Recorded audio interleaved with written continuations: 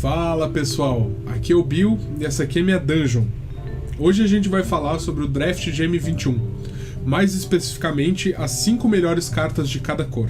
Antes de começar, só tem umas coisas que eu preciso deixar claro sobre essas listas.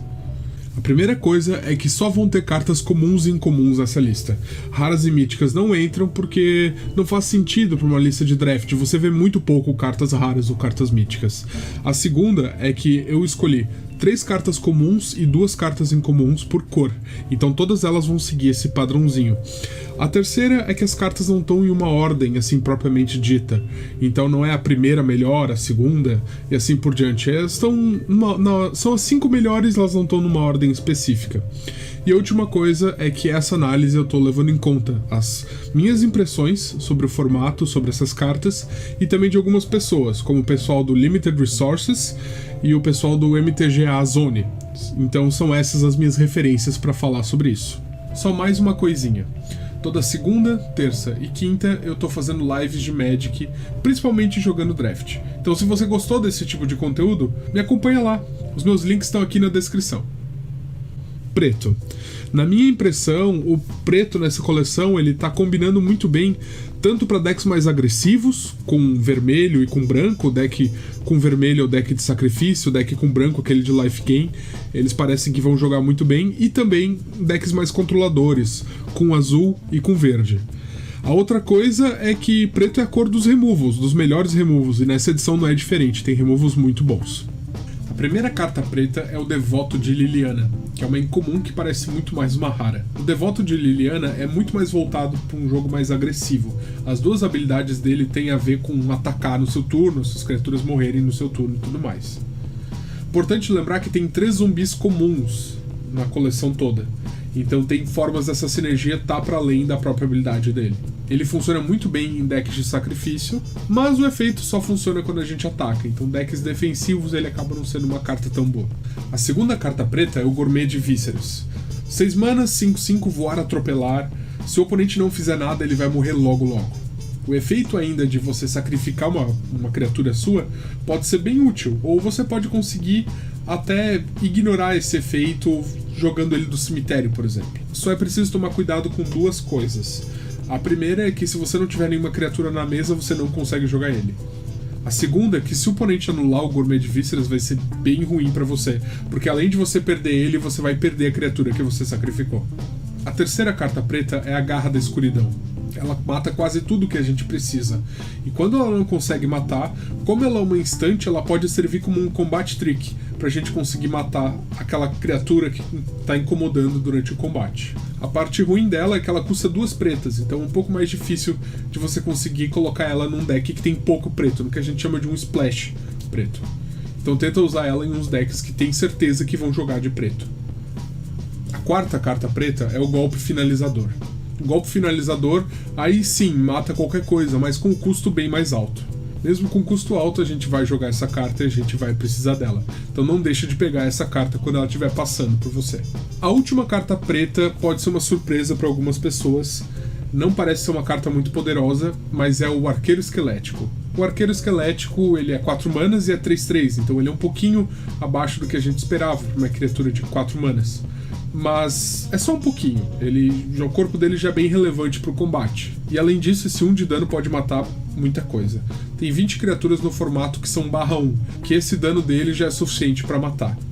E se o dano dele não for suficiente para matar, de repente depois do combate o oponente fez um bloco que ele achou que seria vantajoso para ele, e no fim você mata a criatura com um efeito do arqueiro. Então o arqueiro não parece ser uma carta muito boa, mas na verdade eu acho que vai ser uma das peças centrais para os decks pretos nesse formato. Azul. O azul é uma das cores com as comuns e incomuns mais fortes do formato. Mesmo assim, ela por si só precisa combinar com as outras cores para que os decks sejam mais consistentes. Com o verde, o azul combina para criar o arquétipo de compra. Com o preto, é um deck mais control ou de reanimar criaturas do cemitério para colocá-las na mesa. Com o vermelho, o arquétipo é o de spells, de jogar mágicas instantâneas e feitiços. E com o branco, claramente, o arquétipo, a sinergia ali, são com as criaturas voadoras. E vamos às cartas azuis. A primeira carta azul é o Domínio Hipnotizante. Esse efeito é muito poderoso. É mais ou menos como você conseguisse matar a melhor criatura do oponente e ao mesmo tempo criar uma cópia dela. É um 2-1, é um efeito tipo, bombástico. É suficiente para ganhar diversos jogos mesmo se você estiver atrás. Só tem 2 probleminhas e é importante ficar ligado nisso.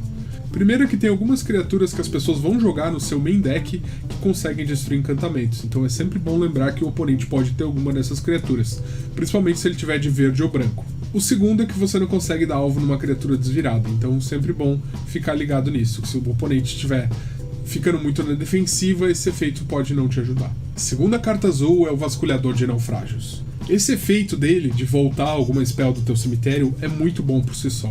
Ainda mais com esse corpo 3/3 Prowess, que vai ficando maior toda vez que você joga uma spell, a carta fica assim muito boa.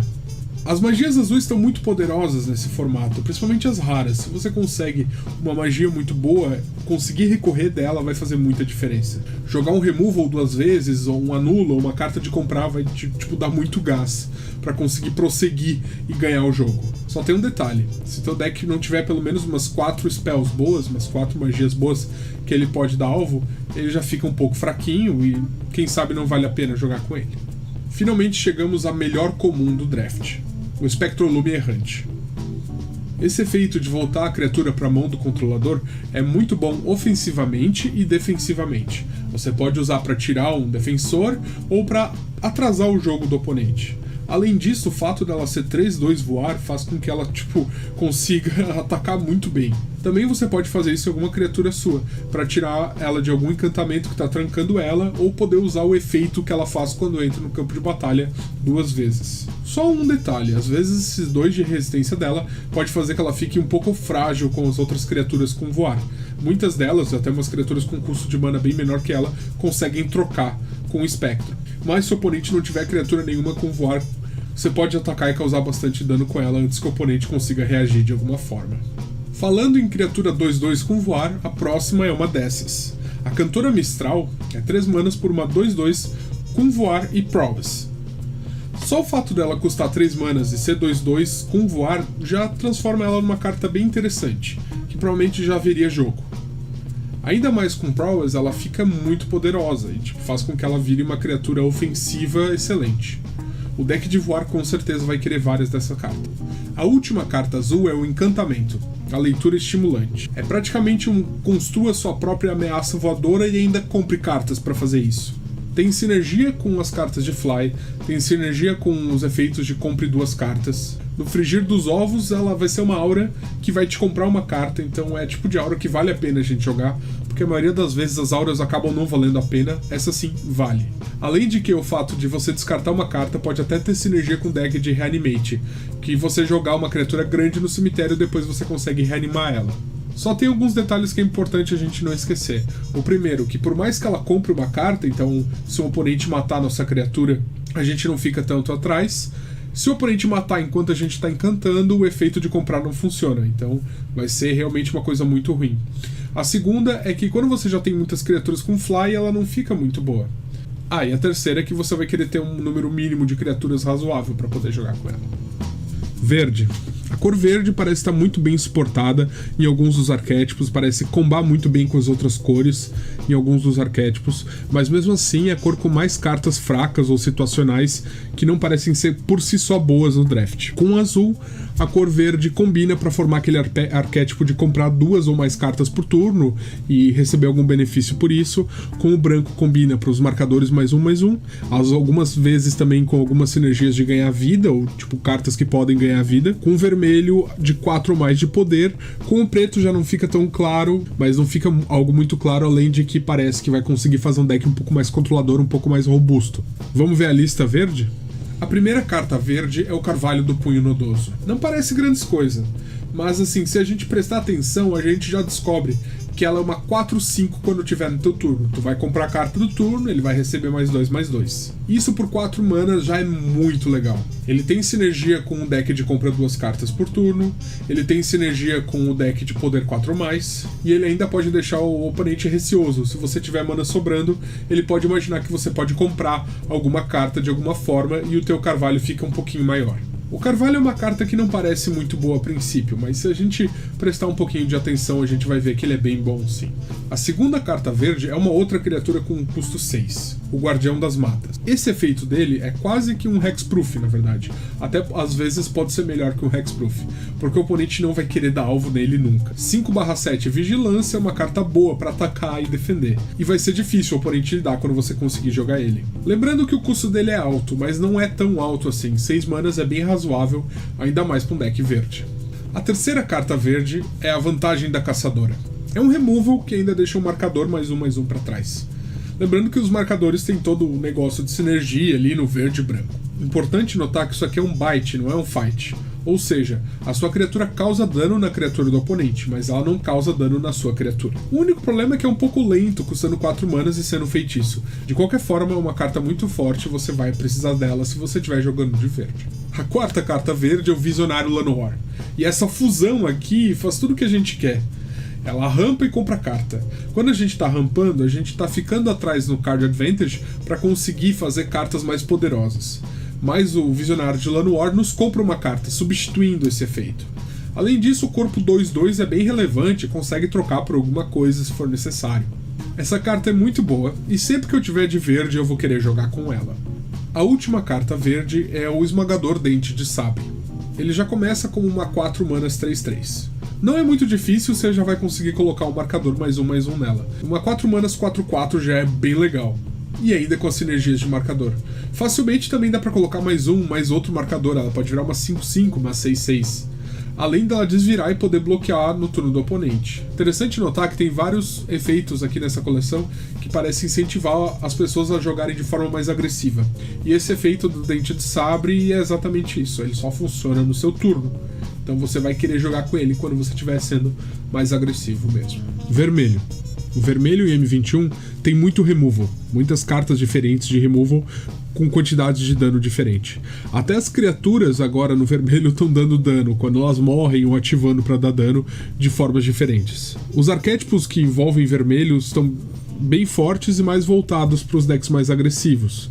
Dá pra ver que vai ser a cor mais rápida, vai ser a cor que vai possibilitar os decks mais rápidos. Com o branco ele combina para fazer um deck agro bem forte, com o verde o deck das criaturas maiores, com o preto o deck de sacrifício e com o azul o deck de spells. A primeira carta vermelha é o Abrasamento de Alma, já é um desses removals. Não tem muito o que falar, isso aqui vai matar 90% do que a gente quer e por um custo de mana bem razoável, além de ser instante. A segunda carta vermelha é o Emulador do Fogo Interior. Só o fato dele ser uma 2 manas 2/2 Prowess já transforma ele numa carta bem forte. O fato dele poder sacrificar para causar dano faz com que ele consiga trocar com uma criatura maior, ou ainda ele pode bloquear uma criatura grande e matar uma criatura menor. Além de ter sinergia com um deck de Sacrifice, né? É uma carta bem forte e eu vou sempre querer jogar com ela quando eu tiver de vermelho. A terceira carta é o Diabos Queimados de Piche. A princípio não parece ser uma carta muito boa, por quanto do custo e o poder e a resistência dela. Mas na verdade, se você vai pensar, ela consegue trocar com uma criatura até de 6 de resistência. Esses 3 de dano que ela causa são quase inevitáveis. O oponente não vai ter muito como bloquear ela para evitar de tomar esses 3 de dano. Eventualmente ela vai causar esses 3. Ela consegue trocar até com 2 criaturas 3/3. Então essa carta é uma daquelas que não parece ser muito boa, mas na verdade vai ser sempre interessante guardar um espacinho no seu deck para ela. O Fogo Dracônico Escaldante é realmente uma carta poderosa e parece que todo set a gente tem uma carta dessas. Ela vai matar bem o que a gente precisa, as criaturas ali mais ou menos da metade do jogo, para conseguir dar uma segurada ou conseguir ser mais agressivo, causar o dano que você precisa. Legal lembrar que ela tem um efeito de exilar, então tem decks de Reanimate nesse formato que podem se ferrar com isso. A última criatura vermelha é o Bizarro Devora Mágica. Se você conseguir jogar só uma spell, ele já vira uma 3 manas 3/3, o que é bem razoável, o que a gente espera de uma carta de 3 manas. Agora, se você conseguir jogar mais mágicas, ele pode sair do controle e teu oponente vai acabar se pelando para conseguir se livrar dele. Ele é especialmente bom naquele deck que usa muitas mágicas, tipo o deck vermelho e azul. Assim, só não usa ele mesmo se o seu deck seja praticamente inteiro de criaturas. Fora isso, vai ser uma carta que eu vou sempre querer ver nos meus decks. Branco. As cartas brancas em M21, de forma geral, elas são cartas bem sinérgicas, que funcionam bem em combinação com outras cartas, mas por si só elas não têm um poder muito alto. As criaturas, no geral, do branco, elas são mais voltadas para decks agressivos. Mas os removals do branco, de maneira um pouco diferente, parece que não são. Eles são mais voltados para decks mais defensivos. Então com certeza o branco vai precisar combinar com alguma outra cor para conseguir tapar esses buracos, para fazer um deck ou mais agressivo ou mais defensivo. Com o preto, o branco combina para fazer o deck de ganhar vida. Com o azul, ele combina para fazer o deck de voadores. Com o vermelho, ele combina para fazer um deck mais agressivo. E com o verde, ele combina para fazer o deck de marcadores. Vamos para a lista. A primeira carta branca é a Correntes da Fé. Esse removal se livra de praticamente qualquer coisa, tirando aquelas permanentes com Hexproof, e ainda te dá 4 de vida. Essa aqui é uma carta muito forte e é importante lembrar que esse 4 de vida pode até ter sinergia com aqueles efeitos brancos de quando você ganha vida, tchananã, tchananã. A segunda carta branca é a Ascensão Angelical. Essa carta é um pouco estranha, mas assim, ela é bem boa. Você pode transformar alguma criatura sua que está morrendo, está levando um removal, ela bloqueou alguma criatura, num anjo 4/4. Se você quiser ser bem agressivo, você pode fazer isso aqui turno 2, numa criatura 1/1. E também, em último dos casos, você pode usar isso numa bomba do oponente, numa criatura muito grande, para deixá-la um pouco mais fraca e transformar num anjo 4/4. Na maioria das vezes, você vai estar dando alvo nas suas criaturas mesmo, mas ter essa possibilidade de dar esse alvo numa criatura do oponente pode ser bom em algum momento. A terceira carta branca é a Acólita de Basri. Ela custa 4 e tem 4/5 de stats com lifelink, sendo que 2/2 desses stats tem haste, ou seja, ela entra 2/3 e ela ainda tem esses 2 marcadores que vão poder já ser úteis no mesmo turno que você jogar ela. Ela já tem sinergia com as duas principais coisas que o branco está tentando fazer, os marcadores e o ganhar a vida. Só tem que tomar cuidado para que teu deck tenha criaturas suficientes. Se tem poucas criaturas no teu deck, ela fica bem fraca mesmo. A quarta carta branca é Resposta Rápida, que é um removal até que bem eficiente, com custo baixo e instante. Mas ele só consegue dar alvo em criaturas viradas, então vai funcionar mais em decks defensivos. Por isso tem aquela coisa estranha que eu falei, que as criaturas do branco parecem ser boas ofensivamente, mas os removals parecem ser bons mais defensivamente. É bom lembrar que você pode usar também o efeito dele quando você vira a criatura do oponente, não só quando ela está atacando. Bom, pessoal, chegamos à última carta da nossa lista, a última carta branca, a quinta carta branca, que é o Corcel Valoroso. A princípio não parece ser grandes coisas, mas esses 5 manas consegue entregar 5 de poder e 5 de resistência em 2 corpos com vigilância. Lembrando que tem alguns efeitos do branco que preferem ter mais corpos, como a própria Acólita de Basri.